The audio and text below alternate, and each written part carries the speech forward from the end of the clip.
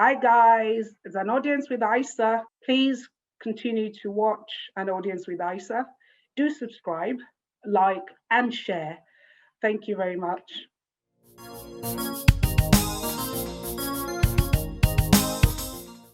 Hi guys, and it's good to be back. And today is just another incredible story that I've got to share with you. And as you know, it's all about staying positive, achieving in our everyday lives. Just so pleased to be back. So, a little introduction into my guest. My guest, actually, today I met just under a week ago, which is incredible. Overnight, on Monday last week, I got a video, a promotional video actually, from a dear friend of mine about EVO Supermart. And as I watched it, my interest really piqued because I was so excited to watch an African store in my neighborhood, and most importantly, an African opening a business in a pandemic. What just went through my mind is, oh my gosh, it must take a lot of courage. It must have taken a lot of insistence and knowing where you want to go to actually, in this current circumstances, decide to open a store. So I just had all sorts of scenarios running through my mind as I went to bed. And as soon as I woke up in the morning, I knew what my day was going to be like. I knew I was going to go and hunt this person down because I really just wanted to understand their story and I wanted to tap into their courage. So I knew definitely what my prayer was, that even it's an African store, we know a lot of other people run African stores in the United Kingdom, but I just had that hope that that store would belong to, the proprietor or the proprietress would be an African. And that was the main thing that drove me all the way. I just got in my car and drove to EVO Supermarkets. When I got there, I was given a welcome. Obviously you can see customer services. It's actually underpinning this new supermart, because the welcome I got was really amazing. They probably just thought, yeah, here comes another customer. And as soon as I said, all right, who owns this store? I'd like to meet the person. One of the attendants pointed me to the lady right in front of me here. And that was just it. And as we talked a little bit, we then discovered, actually, we went to the same group of schools, they're called Federal Unity Schools. She went to one in Onitsha, which is the eastern part of Nigeria, and I went to one in Akure, which is the southern part of Nigeria. And we just started talking. And here we are. And without much ado, I introduce to you Mrs. Ebele Vivien Obi. And if you haven't noticed, EVO Supermart has been formed from her name. Welcome, Ebele. Thank you. Thank you, Princess. What can I say? It was a pleasure meeting you on the day. You look so different today. You look all glamorous. Oh, that's what happens. That's what happens. But I guess when you're on the field, it's a bit different. Just like you noticed when you saw me in the shop as well. Yeah. Anyways, it was a beautiful meetup, and I'm glad you're giving me this platform. I can't be thankful enough, because these are the sort of things that will help us to thrive. Oh yes. I'll just quickly, you've introduced me. And I'll just say a little bit about myself. Yes, please. Again, my name is Ebele. Most people know me as Ebele. Few who know me well know I'm also Vivien. And EVO is my initials. And it goes way back to secondary school because my maiden surname is also, which starts with O as well. Yes. Then my sister wrote EVO on all my stuff. So my friends called me EVO. Wow. And that's how it started. So it's been with me from childhood. And fortunately, I married an Obi, so the O never changed. So brilliant. I used to write EVO forever because I wanted to be a nun. Okay. So I thought it was never going to change. Mm-hmm. But it never changed, not because I became a nun, but because I still got the same surname initial. Anyway, so fast forward, I have a loving husband who's been like my backbone. Wow. Who I would say it's his love for supermarkets that sort of also drove this initiative, because he runs one in Nigeria. I've got 5 lovely kids come Oh, from. you're doing very well. 5 kids, and now with a supermarket. Thank you. I know. I know. Well I done. know. We can Well only done. thank God Well for His done. strength. Yeah. Yes. Tell me a little bit about your background from, say, school. So what did you do before you got married, etc.? Okay. Like you rightly said, we all went to Unity schools. I went to Federal Government Girls College Onitsha, Mm. and I was science based. I did the sciences. I was hoping to be a doctor, All right. but that's a long story to say how it Yeah. happened. I ended up with microbiology, which I finished. And during my youth service, I just knew straight up I wasn't going to be practicing the microbiology because Right. I'm a people's person, and microbiology is like a back office work. I can't deal with samples. I want to deal with people. Yeah. And so that career ended with my youth service. And then I went into banking in Nigeria, which I enjoyed because I met people. I Mm. learned.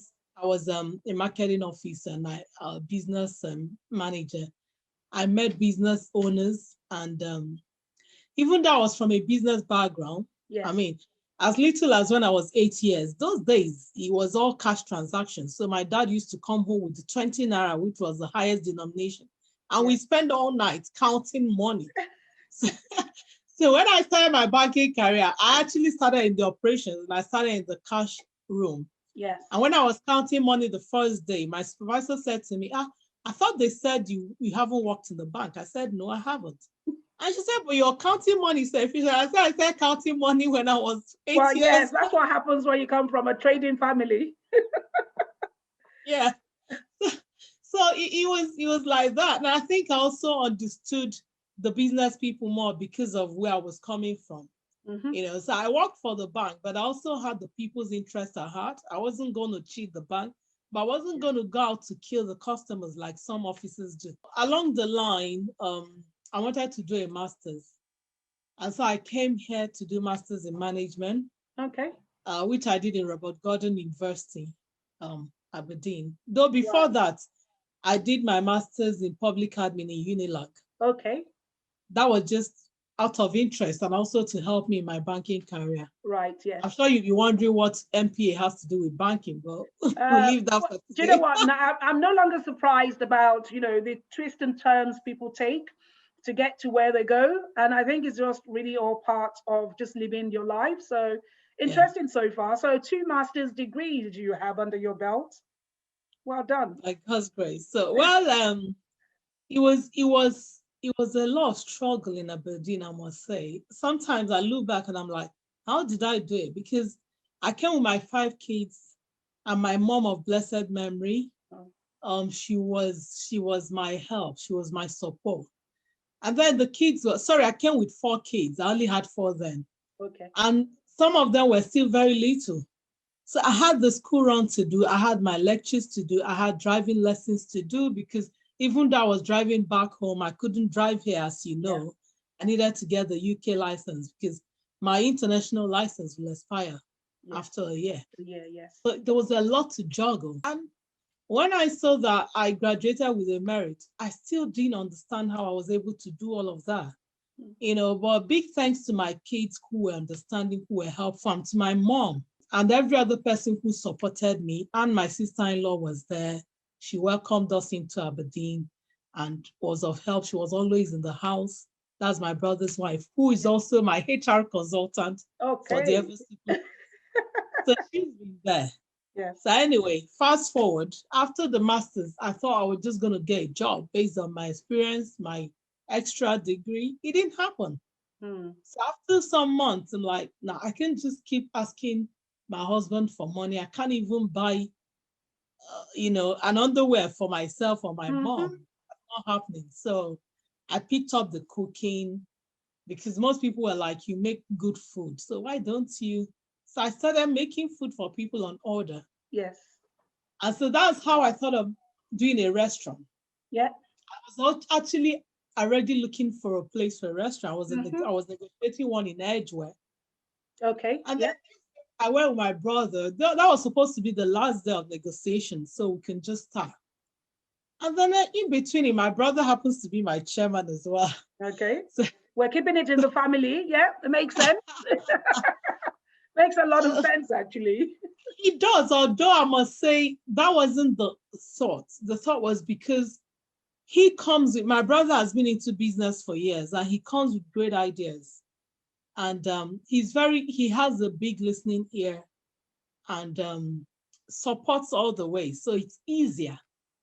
He's easily reachable. Mm-hmm. And in business, you need to work with people you can reach. Yes. Because no matter how valuable they are, if you can't reach them, it doesn't make sense. Very true. So I had a few people I would have wanted to, but I wouldn't be able to access them as often as I wanted. So I had to leave it. Yeah. So anyway, at that point, he said to me, "Oh, this place looks amazing. It's a restaurant in Edgware that was closing down." But he said to me, "You love to give food, to give people good food. Yes. Do you have to do a fine dining?" I said, "Well, I'm not hot on that." And he said, "If that's not what you're hot on, why don't you do a supermarket and you still sell the food from your fridge?" Yeah.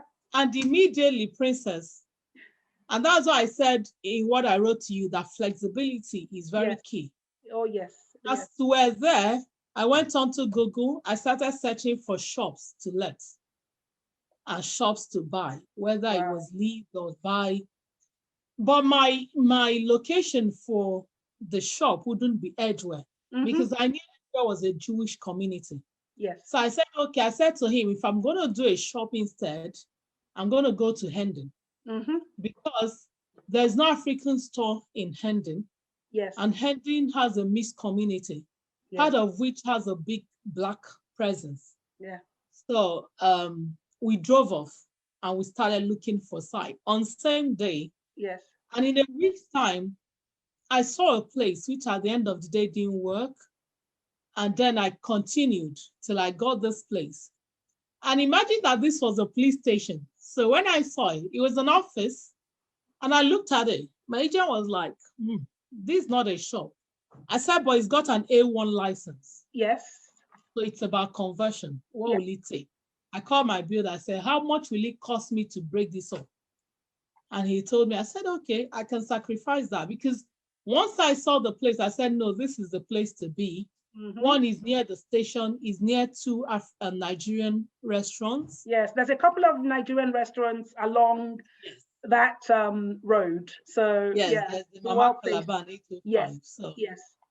And I found out that all the inner streets were free to park except between 11 and 12. Yeah. As I said to myself, this is just where to be. And then I spoke to the landlord. The rent wasn't too terrible. It was okay, I must say. Yeah. And I just went for it. Wow. I wish I sent you pictures of when we started and what it became. Yeah. People only saw what it turned out to be. It was a lot of work. And I must give a big kudos to Andrew and his team. Yeah. Fantastic job. Wow, well done on that. So actually, because my next question is, thank you so much for giving me your background.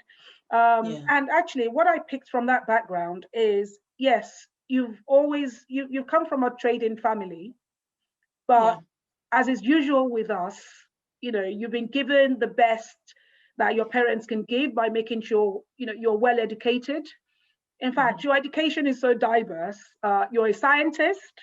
Then you've done your master's in public administration, and then you've got a master's in coaching, and you've got all sorts of things. Management. But the bottom line is you come back down to knowing what exactly you are, which is a people person, and knowing that you want to serve that way. So actually that really goes into the question I was going to ask you next. What made you decide to open an African-inspired convenience store, and why the location? And I think you've really just expressed it really well. And so you picked Hendon because you worked it out that it doesn't have that African shopping experience that could be exclusive to, to our community and actually to people as a whole, because it's also about opening Africa out to other people that may not know about us, So it's brilliant. Thank you so much for that. So I will ask you the obvious question. As you said, it's when I'm looking at it, you're very aware of what the competition is, in the supermarkets, in the food business, and particularly Yeah. what I'm most sort of I would say concerned, or it's even open to me as an outsider in a business like this looking in, is that the competition is very fierce, especially from the Asian collective, who Yeah. have community buying power and are Hmm. well established within the supply chain and logistics sector across London. Yeah. So Hmm. my question to you then is, what's your USP? What's your unique selling point? And how do you intend to stay ahead? Okay. Yeah. That's a key question, and I actually thought about it. Opening the African store, apart from the fact that there was none in Hendon, there were Yeah. also things I observed. I told people that made me want to do that. When I go into most of the stores, they drop our vegetables on the floor, our fish. You find hake on top of mackerel on top of, things are dumped as if they were dog food. And I Wow. said to myself, we're not a bunch of rubbish. I've got to show that we are decent. Yes. And if you notice from my ambience, um, I merely told the builder, I'm building something like a Tesco Express Yes. for an African store. Yes. And so someone came to me and said, what are you going to be putting outside? Are you going to waste the space? I asked the person, does Tesco Express waste the space outside? And the person laughed. I said, why do I have to put things outside? Must I put things outside? Yes. I can have everything indoors in air-conditioned room, neat and tidy. And that's Yes. what I want for our people. And that's why I went all the way to get the big freezer and the big fridge, because our vegetables have to be in the fridge, well kept, not on the floor Mm-hmm. where sand and people's steps can go on. Yes. You know, our Yes. food produce should be treated nicely because we're not a bunch of rubbish. Yeah. And so my number one key was I was going to address the ambience. Yes. As I said, I will have a butchery, well laid out, neat, selling authentic things. Yes. So if you looked around, you'll see most of my produce I got from Nigeria, like my obono. Yes. Um, some of the items that I know that when you get to the shops, when you're cooking, you wouldn't know what you're putting into your food, you know. And then the ones that are not allowed into the country, like the egusi, Yeah. the crayfish and all that. I Mm-hmm. made sure I got the authentic source. If you saw what I wrote, my mentor, the first thing she told me when I told her I was starting a store was that she said to me, do you know what the most important thing is? I was saying customer. She said, no, you're as good as your suppliers. And so when I started the apprenticeship, she was telling me, these are the suppliers I use. These ones are not so good, so don't bother. Yes. Go to these ones. Auntie Funke has been an angel, Wow. So she gave me all her suppliers who she trusts Yes. that give the good products. And that's what I've been doing Yes. Yes. because I just think that people play, because there's money in the African food things. Yes. The Asians want to play there, but they don't care. And someone said to me, why do you think they wouldn't treat things anyhow? They don't eat them. You eat them, so you know how to treat what you eat. And it Wow. makes sense, you Wow. know. What you're So, saying is very profound. Sorry to cut you short, but yeah, actually, do you know when I mentioned supply chain and logistics, that was where I was going. So one of the other things I've just picked out, before you continue, is the fact that when you actually even decided to open an African store, you actually went and apprenticed with yes, someone that owns a yes, business like that. What can I yes. say? Incredible, incredible. Go on. It's all God's doing, honestly, Yeah. because I haven't worked even in retail at all. I had only done exports for my husband's shop in Nigeria. But you know what? When I decided to change it for a restaurant, I knew I would know what to do. But for a retail store, I said no, I needed to. And so my friend Nene told me about Abam stores, and she said to me, Abam is very neat. I said, that's what I want to see, you know. So through Kingsley, who is like her godson, we got to meet her, and she was so welcoming and warm.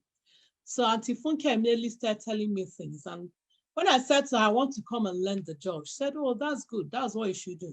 And when I came, the first day she said to me, the first place to go to is the butchery. So I walked in the butchery half the time. Yes. And the guys were quite pleasant because they were always busy. So I was like an extra hand. Yes. And then people were also thrilled when they saw me because they were like, oh, Auntie, you've got a female butcher. That's nice. That's interesting.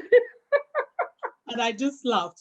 But you know, it was an interesting journey because there was a lot I learned from there. Wow. Part of the thing I was scared about was the tills. I've never worked on the till anywhere. Yes.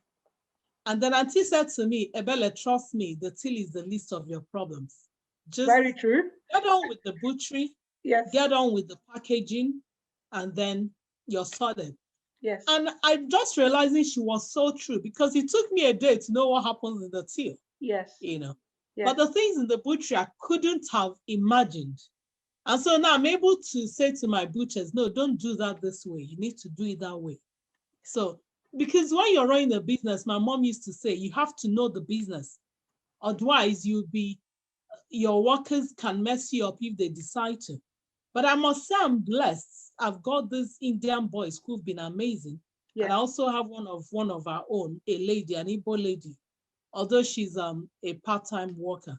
So it's been a great journey. The apprenticeship paid so much. Wow. And because of that, I've developed a relationship with our staff. Yes. And with herself. So once we're having challenges, my staff know to just call her staff and say, what can we do in this situation? And they answer. Yes. Yes. Once the phone rings, they pick up and they give us the support. So it's been amazing. You know, it's been amazing. Wow. In terms of competition also, I know it's fierce, but you know, I'm not scared because I know that some of the products I'm going to be selling, they won't sell. They won't be able to access it. Right. I have a direct access with Nigeria, and I know where to get the sort of stuff I'm getting. And then I'm not boasting, but I'm a people's person and I love to serve. Yes. And I don't pretend about it. I'd like to smile. I don't see how someone will walk into my store and walk away not satisfied. Very good. Very good. So, and actually, I think you've just, if I just help you summarize that, you know, because the question I actually asked you is, how do you intend to manage your competition? And what are your unique selling points? And actually, I asked you, what's your USP? You've given me many. And the summary is, the bottom line is, you know the business, you know your people. You've seen what other people that don't appreciate enough the African way of, you know, selling to other people. You've got that at the back of your mind. You've got lots of experiences about how it should be done. You know, you want your store to be neat, you want it to be inviting, but overall, the paramount point you've made that I find actually really profound is the fact that it's about the customer service. You know, I want people to come in here, be satisfied. And that itself, it's a wonderful and actually is a powerful USP that if you maintain that, your business would be, you know, will go from strength to strength. And Hendon is just the starting point, you know, really. Amen. So it's just a starting point. So thank you so much for that, because that's really important. And I guess by getting you to talk about it, it shows to me that you're not just only committed to putting a business out there and then just getting, you know, I'll just get my staff to run it, which unfortunately is what a lot of people do. Hence the reason in 2-3 years' time you get there, they're no longer there, you know. So I would really say to you that, yes, everything you've talked about, you've got to make sure it's at the back of your mind on a daily basis. How do I improve the experience? What's the customer journey? What is it that I gave them yesterday that satisfies them? How can I stretch that a little bit more? you know, so that when they come again next week, they're going to be surprised. Oh, wow, EVO has provided something else. And that's how you make your USP stick. So I'm really, really, really proud of you. I'm so happy to hear, you know, the real life, the factual steps, activities you've taken. And there's also one point, and I know we'll get there because that's sort of like my next step about, it sounds to me like this is a family business. So which is great in itself. And it leads me on to my actually really sort of a final question, which is, you know, I know you owe this successful launching of this endeavor to many people, and you know, not just your husband, but to quite a number of people that you have high regard for and that I've given you. So I'm just going to give you a little bit of space to just acknowledge them in what they've done to land in this dream. Oh, thank you so much. This is the point that the part of it that kind of scares me, because I sometimes think I can't mention all the names. Yeah. And I wouldn't want to offend anybody. Yeah. However, I want all my friends to know that no matter the little contribution, some were pieces of advice, some were actual physical help and all of that, I really do appreciate. But I have to mention a few people who I would say were kind of outstanding, not because the others didn't want to be, but because they had the opportunity to be and they agreed, you know, to it. So, of course, first of all, I couldn't have had that shop without my husband. Wow. Because That is such a, it's a beautiful compliment, actually. It's a beautiful the bulk compliment. of the funding came from him. So it's an edifice I give to him. Yeah. And it's a shame that my mom left a few months ago. Oh. She was also like a backbone ginger, or how would I Yeah. My mention it? condolences, my yes, but at least she saw the So, dream metaphor, you know, she saw the dream yeah, come to before you yeah, before she left. Yes. yeah. So then my kids have been so wonderful because there's been a lot of compromising they had to do. And even when I went for my mom's burial, every day people come in and they say to me, your son is not a usual London boy. Yeah. Just 13 plus, he was going to the shop every day. You know, he will open the store, then go into a corner, log into school, do his school, finish up, continue with the shop, and then close it every day. You have so Yeah, many amazing stories. Ebele, honestly, you have so many amazing stories. I'm just I really do. awed. Wow. Go on. So my daughter as well, or my daughters, they took turns. And then I have three people who, my sister-in-law, Anne, like I said, has been with me. Even when I was doing my public speaking, she's been with me on these journeys. Okay. And then starting EVO Supermart, I said to her, I didn't just want to call people and get them to start the job. I want to do everything proper. Yes. So with her HR background, she set up interviews. We had talks, we had interviews, and we did proper documentation of things. So people we know were serious. It's not just an anyhow store. Yes. And she was there all the way. She gave all the hours for all the many interviews we did before we got the people. And then what I did was that I took more than I needed because I wanted to have more people go for training. Yes. And then I have the choice of picking the best out of them, Yes. you know. So it was all part of the process. I thank Mary and Izu. These are friends that, I don't know, they had sleepless nights with me because of the shop. Even as I traveled, Izu was also going there.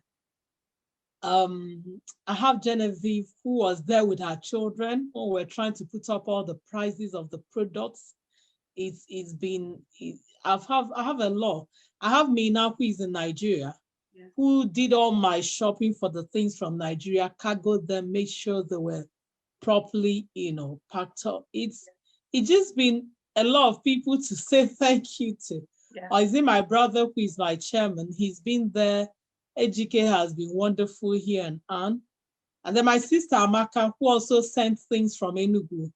Wow. And her kids have been amazing. So I can't just stop when I keep looking at people who've done one or two things. But what I've said to myself is that I have a book I wrote last year that is with the publisher. Okay. So I said, on the day I'm going to launch the book, I'm going to have a thank you, an appreciation, another smaller book. I'll call my book of appreciation. Yes. And that will be my appreciation both for the book and for the shop. Yes. Then I can put all the names one by one. It's a lot. Yeah. It's a lot. And then starting the shop, people like you who just came along. And I mean, you said you saw a video. Yes. MMA Rap was just a guy who walked in and said, this is amazing. Who has this? When I said it was me, he said, oh, a beautiful African store run by an African. We must push this to high levels. That was how he came up with the video. I didn't know him from Adams. Yeah. So you all have been amazing. When I see the support, people want you to grow. People who don't even know you. It gives me goose pimples sometimes. And I'm like, God bless all of you who've had great thoughts, about this. Because the way you think for others, that will come to you a millionfold as well. Amen. So, Princess, I'm really grateful. I'm really grateful. You're really welcome. Do you know what? It's I call this thing, there's a two-way street. For me as a person, I really don't see any benefit in being okay when there's 1,000 around you that are not okay. Absolutely. So all back to you are an inspiration. The fact that, and as I said to you, when I was watching the video, the content to me is an African store. It's, as I said to you, the thing that came to me is somebody had a dream and they still had the guts to make that dream happen. And as I was driving over to you, I was just praying that it was that individual would be an African, because I really so want our stories to change. I really so want us to succeed. And I see it as it's really everyone, but we need to give ourselves the opportunity. And that is why. So, do you know what? All back to you, because watching MMA Rap, that video on WhatsApp, and I know with this going out as well, however many it reaches, 100, 200, it is still people that know, that can have hope, that there's someone there just getting on about their daily lives, a mother, a wife, an entrepreneur, she's just getting up, going about her business, and you're giving hope to the youth. You're giving hope to people currently on the same journey as yourself.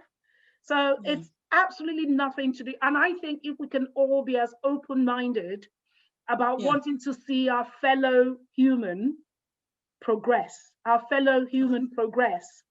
and also bond our community, then we're onto a good thing. So really, it's really thank you. And as I said, you were so welcoming. You didn't know what I came for, but it was almost like, oh wow, and as soon as I started talking, it's like, oh, this is really good. So keep that spirit up, keep the people service at the forefront of what you're doing. And Ebele, the sky is the limit. I've said it once and I'll say it again. Hendon is just the start.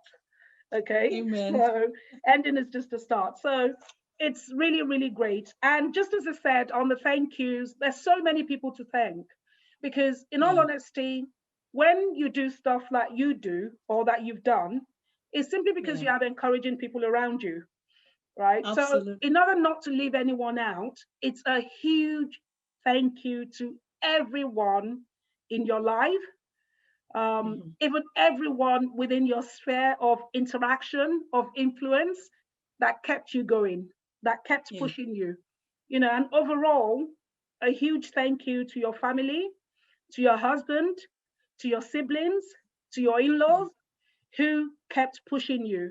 So I'm really, really proud of EVO Supermart. And, I will say, guys, really in conclusion, I visited EVO Supermart, as I said last week, because I was really so interested, and I spent a bit of time just watching as the staff, the attendants, as they went about the butchery, as they went about moving items, and as they went about giving that open smile to customers. And the day in the life of EVO is basically what you and I need at the weekend when we say, right, we're going African grocery shopping now. Everything you want in there is there. You know, for myself, as in this age, range, for the children, you've just got everything going on. It's a really convenient store. You can get your African Air products. As Ebele said, there's so many products there which are come from Nigeria that would just make your cooking very authentic. One of our USPs as well is the fact that she also cooks, and therefore will source very good food into the freezer for people that are not inclined to cook at home and are looking for, ready-made meals. So my appeal, guys, is that especially folks in the northwest of London, Arts, Middlesex, Hillingdon, Bucks, Beds, let's come out and support EVO. EVO is here to stay. EVO is one of us. And what I want to see in the short term, and I define short term to be the next 5 years, is an EVO Hendon with sister shops in, EVO Hillingdon, EVO Luton, everywhere. The sky is the limit only if we think about how to get there and if we work together. So EVO, that's what I'll call you. Well done. Congratulations. Thank you, Princess. Thank you so much. Thank you. I give it all to God. And then, like you said, a big thank you to everybody. Even if I didn't mention your name, please know that in my heart, I truly, truly appreciate it. But like I said to you, I can never talk about EVO Supermart without talking about Auntie Funke of Abam Stores Luton and all her staff, and Kingsley of Duduba. So thank you guys. Really, really appreciate it. And to my staff, it's been a wonderful time for us all, and we'll keep growing and getting there. So thank you, Princess. Thank you, everyone. And please, my last word is, if you come in, I know people have their expectations. We try to meet, and pass your expectations. But if we fall short in any way, because we're human, do tell us, and we'll take the correction very nicely. Great. Thank you so much again. Great one. So customer feedback, really, really appreciated. Thank you so much, guys. It's really been a wonderful interview. Thank you so much, Ebele, for your warmth. And, good luck. And I know you've got this in hand. So God bless you. God bless you, guys. Bye. Bye.